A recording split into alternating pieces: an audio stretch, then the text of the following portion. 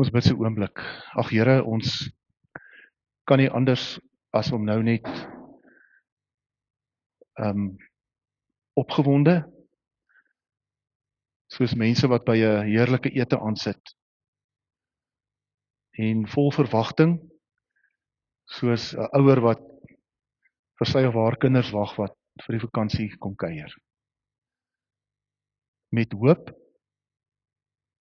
soos iemand wat 'n oproep gaan kry van 'n universiteit of 'n college of 'n bank wat sê jy's gekeer vir die kursus, jou lening is goedgekeur. Dat ons met hierdie afwagting kan aansit en opgewonde kan wees oor die woord. Seën die gebarste lippe van die een wat die woord bring. Spreek Heer, ons luister. Amen. In die afgelope meer as 'n week het ek op verskillende plekke dieselfde ding gehoor. Dit is interessant hoe die Here werk deur as 'n mens preek maak, as jy weet jy preek Sondag. En op 'n Dinsdagoggend vroeg het jy met die teks besig gewees, saam met die leesrooster, by die Here gesit, wat is die harte van ons geloofsfamilie, wat is in die wêreld aan die gang, watter teks praat, partykeer is dit 'n leesrooster teks, partykeer is dit heeltemal iets anders. En wanneer jy begin besig raak met die teks, ek het vir Hester gesê laas naweek toe ek af was, van Dinsdag af al is ek nie besig om geboorte te skenk nie. Want jy is heel week besig om geboorte te skenk. Jy is altyd maar besig. Dan lees jy iets, dan kyk jy iets, dan luister jy iets. Probeer dit wat die Here wil sê onderskei.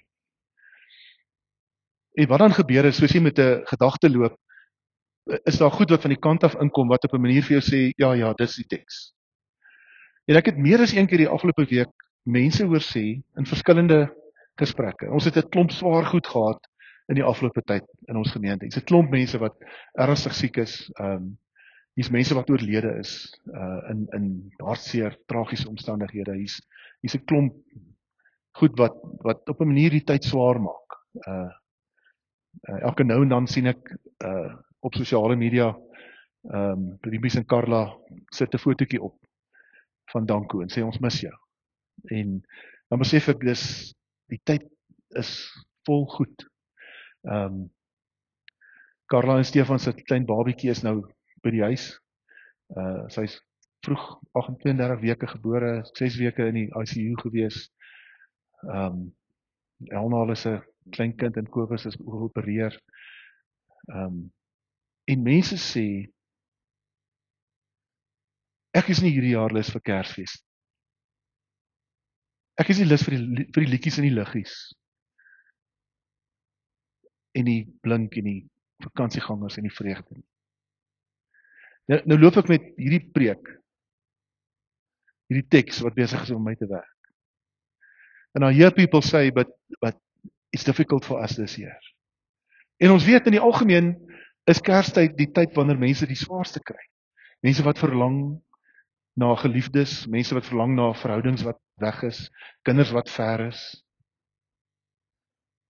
You know, it's a time when people really struggle. Maar is asof die Here dit soort van vir my kom neersit het en gesê het, Jan, in verband met daai teks waarmee jy besig is, hier's hoekom hy nou kom. Op 3de Advent Sondag, die Sondag van vreugde.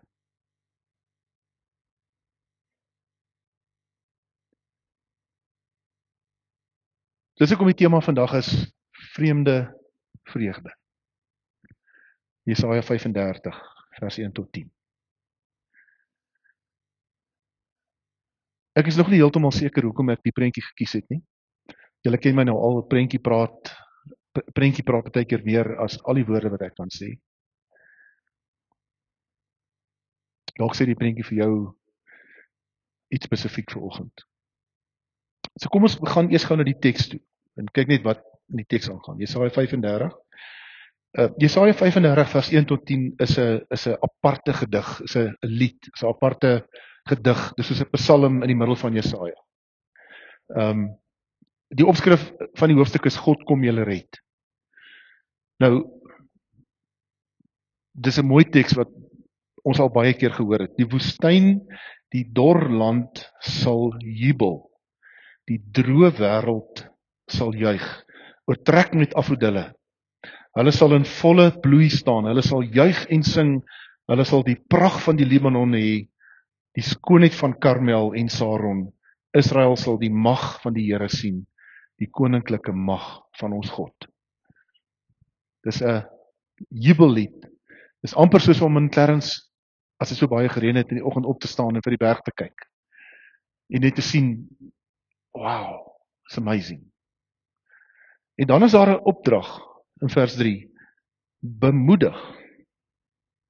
Bemoedig die wie se hande slap hang. Help die wie se knieë knik. En weer 'n opdrag, sê vir die wat moed verloor het. So daar's twee goed, bemoedig en spreek dit uit, sê. Wees sterk, moenie bang wees, julle God is hier. En dan is daar so 'n bietjie van 'n wanklank in die teks. Hy kom om wraak te neem, om julle vyande te straf. Ek het al baie hierdie teks gelees, dan dink ek, nee. En nou het ek so 'n bietjie daarop ingegaan. Probeer lees oor presies wat staan hier. Hier staan God. Dit is nie, die Hebreëse woord is nagam. En julle weet nou al Hebreëus en Grieks is Hebreëus veral, omdat dit so antieke taal is, die woorde het 'n is 'n koffer met 'n klomp betekenisse. In die tyd wat die tale ontdek het, is 'n gesigsuitdrukking en die konteks en jy weet dit is belangrik om te verstaan presies. En ons weet dit nie as ons die Bybel lees nie. Ons lees nie die teks. So die woord wraak is 'n moontlikheid om dit te vertaal. Maar as jy mooi kyk na die vertaling van die woord, dan gaan dit oor vergelding deur 'n wettige autoriteit. Met ander woorde, iets word reggestel wat verkeerd is deur wie dit moet regstel. So as ons net die woord wraak lees hier, dan sê ons, klink aan baie bloeddorstig. As ons so 'n bietjie in die nuance uitvleg, dan gaan dit oor, daar gaan vergelding plaasvind, geregtigheid gaan geskied deur wie dit moet doen. Dis nie net ek is kwaad, God is kwaad vir mense. Dit gaan oor regverdigheid wat moet geskied, wat God gaan kom toepas. Hy is die een wat dit doen. Regverdigheid wat vryheid bring. Wat vryheid bring. En dan word die woord gekwalifiseer in daai teks. As jy jou Bybel voor jou het, kyk mooi na daai vers. Hy sê, hy kom om wraak te neem, om julle vyande te straf, God kom julle red. So daar's 'n tweede deel van die sin, wat op 'n manier hierdie woord kwalifiseer. En dis Gemul Elohim. Gemul Elohim in Hebreëus. Wat beteken 'n swaar straf in sy bolangse betekenis. Maar as jy hom so 'n bietjie uitpak, beteken hy ook net om iets te doen. Sodat God gaan doen wat hy beloof het. God gaan dit afhandel. God gaan doen wat hy sê. God gaan reageer. So wat hierdie teks sê is, hier is herstel vir God se mense en hoop omdat God gaan doen. Herstel, hier staan verwag God se reaksie. So ons 'n bietjie probeer uitpak. Ons begin met hierdie geweldige groot teks. En dan staan daar, bemoedig die wie se hande slap hang. Help die wie se knie knik. En dis ook 'n mooi Hebreëse woord, nimare leb of lev. In die oorspronklike taal sê hy die wat sy hartklop vinnig geraak het. Hoe mooi is dit? Bemoedig die wie se knie knik, die wat moed verloor het, die wat angstig is, in goeie Afrikaans. Bemoedig die wat angstig is, die wat adrenalien oormaat het, die wat in 'n angsreaksie is, daai tunnelvisie, wat maak dat jy net die slegte goed sien en niks anders raak sien nie. Hierdie Psalm gaan daaroor dat dit gaan vir mense wat weens omstandighede of weens hulle eie binneste onrustig is, bekommerd is, swaar kry, swaarmoedig is, wat maak dat hulle liggaam daarop reageer. Dis 'n Psalm of 'n lied wat gaan oor die lyf van mense. Daai spanning wat so hier in jou maag kom sit. Daai nekpyn wat jy mee opstaan, daai angstigheid wat maak dat jy die potte in die panne rondgooi en nie kom wys.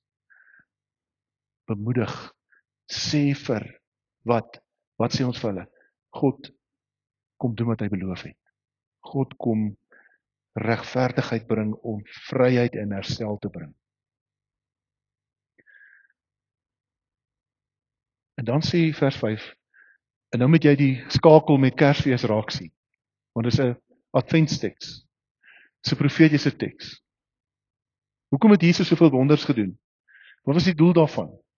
Is dit maar net, as mens 'n Christen is, dan doen jy wonders, jy doen maar net wonders, want dit is hoe dit is? Nee. Hoor wat sê die teks 700 plus jaar voor Jesus gekom het. Blindes sal kan sien, dowes sal kan hoor, lammes sal kan rondspring soos stakbokke, stommes sal kan sing. Strome water sal uit die woestyn uitbars, daar sal riviere loop in die droë wêreld. Die verskroeide aarde sal 'n moeras word, dorsland, waterryke wêreld. Waar daar nou net vir jakkals se leefplekke is, sal gras en riet en bissies groei. Wat het Jesus kom doen? Wat het hy kom doen deur sy wonderwerke? Hy het kom sê vir mense wat Jode is, wat hierdie teks uit hulle kop uit ken, hy het kom sê, ek is die Messias. Ek is die een van wie Jesaja gepraat het in Jesaja 35. Ek is die een van wie hy gepraat het in Jesaja 40. Ek is die een. So die funksie van die wonderwerke was om sy roeping en sy sending as seun van God te kom bevestig en te sê, dit is wie ek is. Onthou julle wat Jesaja gesê het? Die lamme sal opstaan, hier by die bad van Bethesda. Daai man wat hierdie dak gekom het, vat op jou bed, staan of vat jy op jou bed en loop. Dit kom van hier af. En dan sê hy, daar sal 'n groot pad deur die woestyn loop. En dit sal bekend staan as die gewyde pad. Onrein mense sal nie daarop kan loop nie. Dit sal net vir mense wees wat reg lewe. Dwaase sal nie meer op die pad kan kom nie. Daar sal nie leeu's op die pad wees nie. Daar sal nie roofdiere oploop nie. Hulle sal glad nie daar kom nie. Net die mense wat deur die Here gered is, sal die pad gebruik. As jy eerste paar sinne lees, dan dink 'n mens, nou moet ek beter lewe. Onrein mense sal nie kan loop op die pad nie. Dwaase sal nie op die pad kan kom nie. Mense wat reg lewe. Maar kyk hoe kwalifiseer hy. Mense wat deur God opgetel is. Dis hoekom ek vanoggend vir jou Johannes 3 vers 16 gelees het, om jou te herinner, jy's deur God opgetel. Hierdie pad, hierdie woestyn is vir jou. Ek sê oor die naweek vir Mohammed.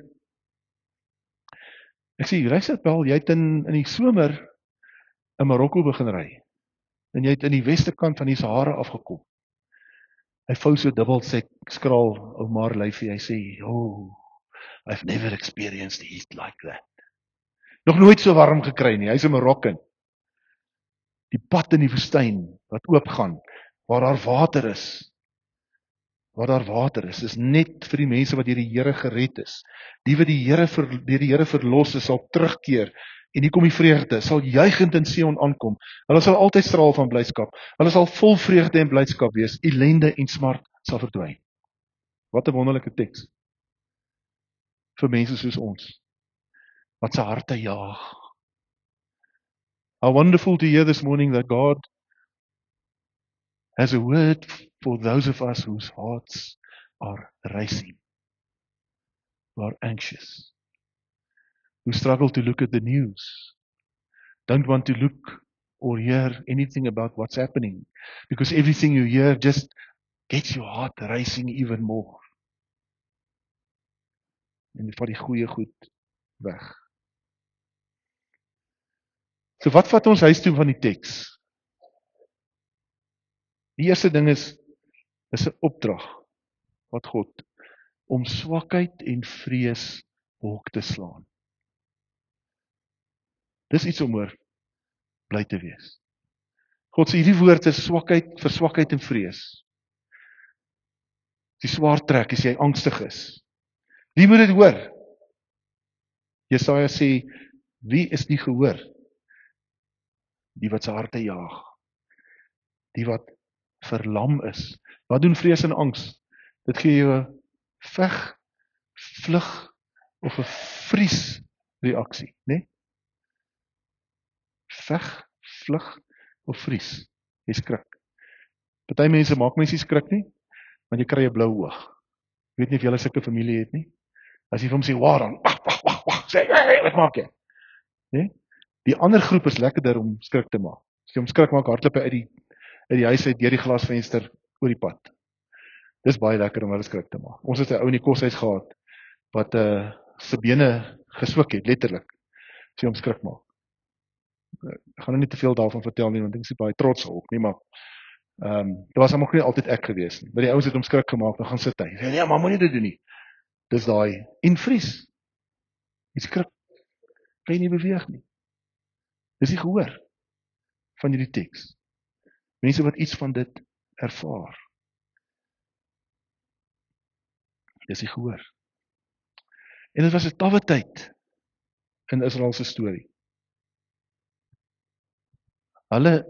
Juda het swaar gekry en die magte was besig om gereed te maak om hulle binne te val. Magte van oorlog. Ek dink baie keer hoe dit moet wees in Oekraïne of in die Suid-Amerikaanse land wat op 'n manier so in 'n skermutseling is met Amerika sonder dat hulle dit wil wees, met dreigemente en jy weet wanneer gaan die soldate in die strate verskyn. Dis hierdie tipe gevoel wat hier was in Juda. Maar hierdie profeet kom en hy sê te midde van dit wat julle beleef, kom God sê hy's hier. Hy's hier om saam met jou op pad te wees. Jy moet wag. Wag op die Here. Adventstyd is 'n tyd van wag, afwagting, verwagting. Is dit nie mooi as ons in Afrikaans sê as 'n vrou swanger raak, sy verwag. Jy al daaroor gedink? Hoe mooi is dit? Sy's in afwagting, sy verwag.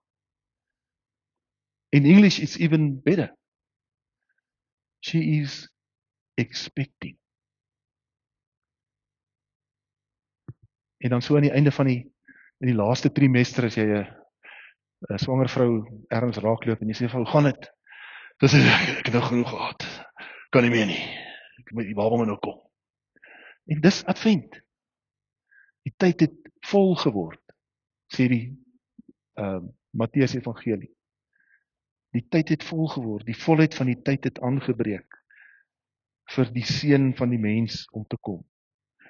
En in hierdie tyd moet ek en jy nie net rondom ons kyk en gejaag word deur 'n klomp goed nie. Ons moet ergens tyd maak om stil te word voor die Here. In afwagting. Dis hoekom ons 'n kersie doen. Dis 'n goeie manier om 'n kersie aan te steek in die oggend in jou huis en sê, ek herinner myself om in my gemoed stadiger te gaan, want die God wat ek dien, is die God wat in hierdie oomblik, in hierdie tyd besig is, om vir my water uit klippe uit te laat kom. Wat in hierdie tyd saam met my stap, van wie ek kan verwag, dat hy gaan doen wat hy gesê het. Dis hierdie God, wat ek kan bid. God is altyd besig. Kom sê Jesaja vir Juda en vir Clarence, sy Jesus volgelinge. God is altyd besig.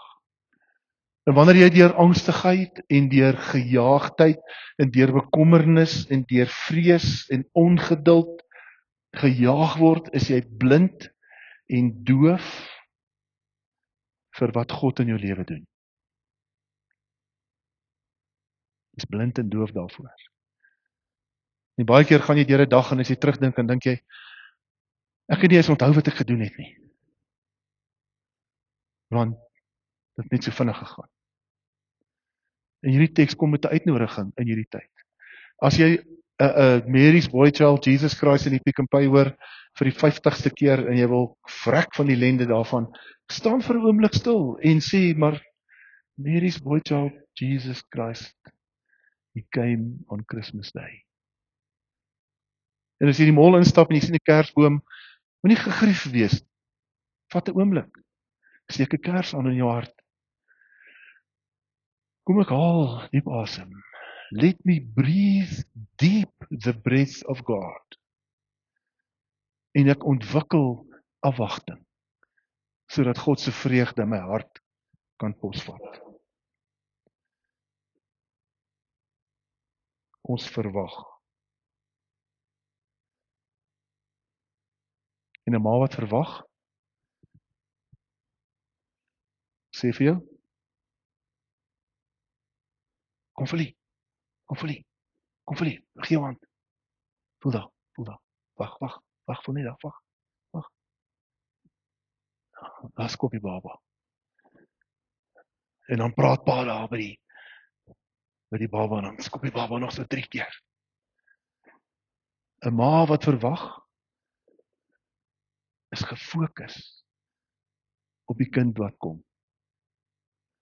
Sy die oggend baie moeg is, sy voel bietjie pap, dan eet of drink sy ietsie, sy bel die ginekoloog en sê, jong, ek het nou nie die baba hoor skop vir 'n tyd nie, wat moet ek doen?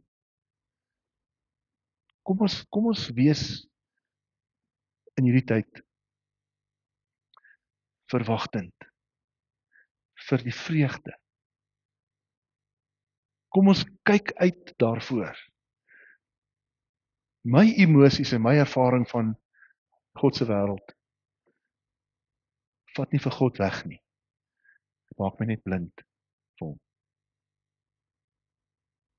Ons gaan nou saam met jou 'n lied sing wat op 'n manier vir jou kans gee om 'n gebed te bid. Die wat die Here wil dien, hulle het 'n nuwe toekoms. Swaar kry, is maar die woorde van Jesaja 35. En ek wil jy net so sit en dit gebruik as jou gebed vanoggend.